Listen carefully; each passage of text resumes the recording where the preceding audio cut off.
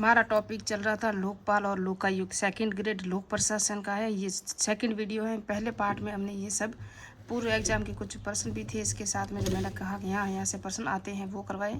और लोक प्रशासन में जो लोकपाल की जो प्रथम सिफारिश थी, प्रथम प्रशासनिक सुधार आयोग की जो डेट है, ये परीक्षा में पूछी गई है। और ये विधेयक कौन सा था ये भी पढ़ाया हमने।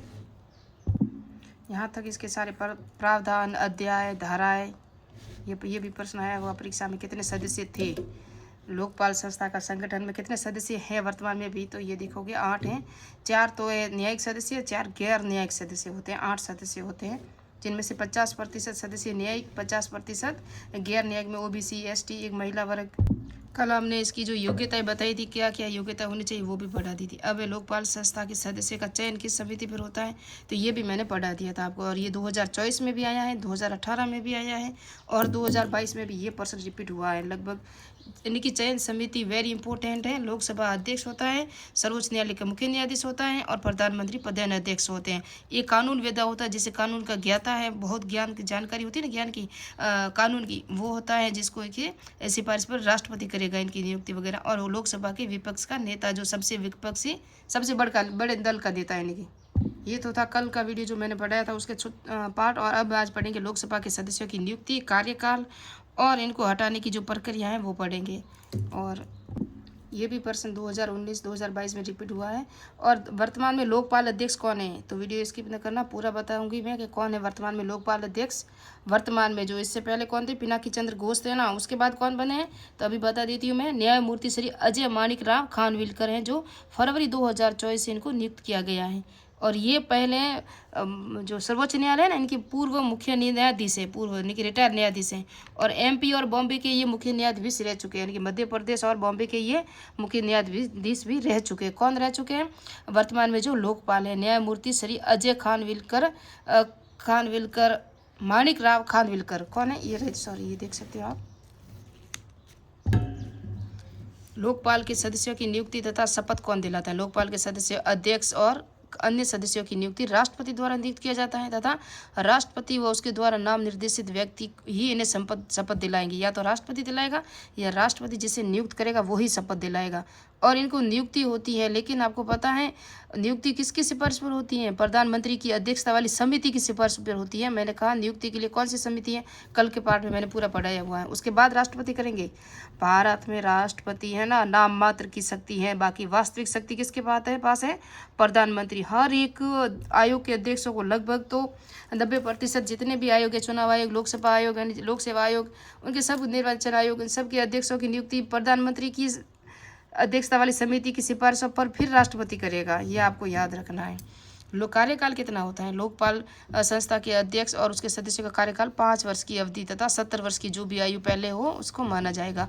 अध्यक्ष तथा सदस्यों की पुनर्नियुक्ति नहीं की जा सकती। जो अध्यक्ष और सदस्य थे ना, उसकी पुनर्नियुक्ति नहीं की जाएगी।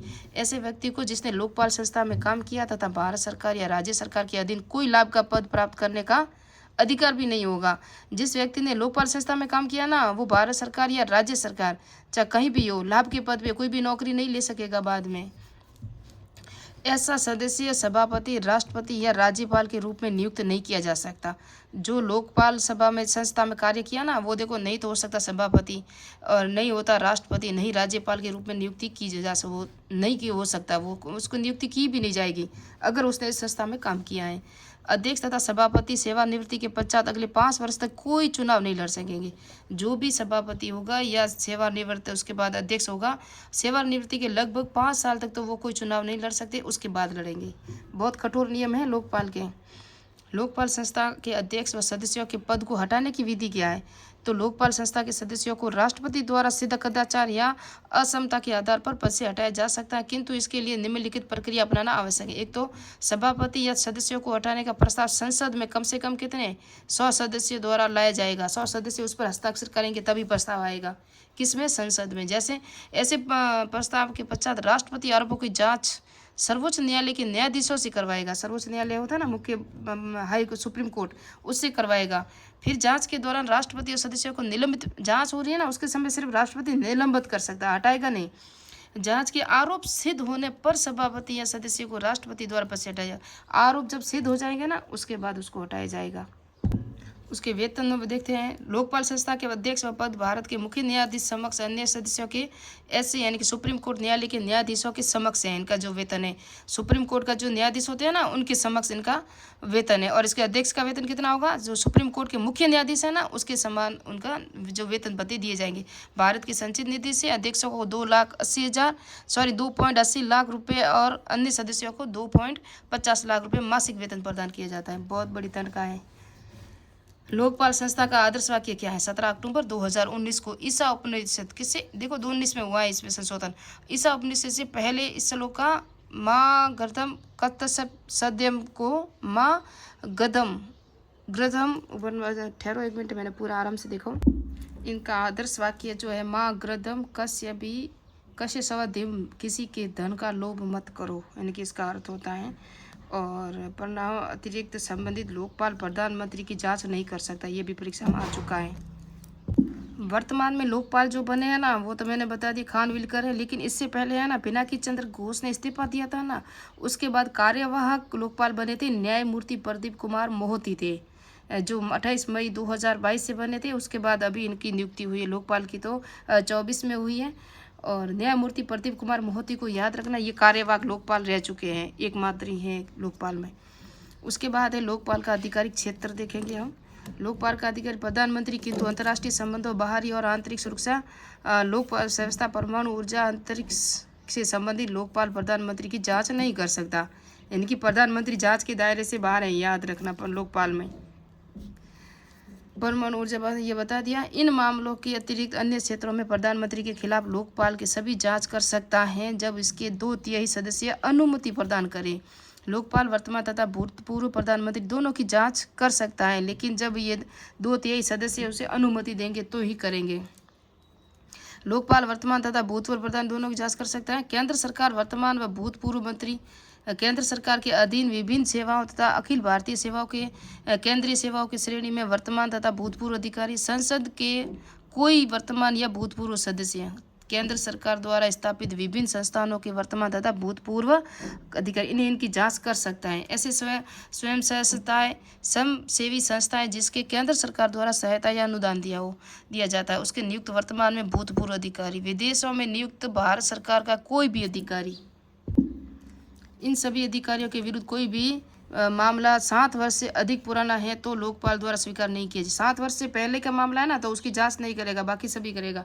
प्रधानमंत्री की जांच सिर्फ उसके जो विदेशी है, जो मैंने अभी बताया है, उन सब में जांच नहीं कर सकता। बाकी 2/3 जो बहुमत है ना मिल जाएंगे तो बाकी मामलों में भी प्रधानमंत्री जांच के दायरे में आएंगे, लेकिन जो विदेशी वगैरह इनके नहीं आएंगे।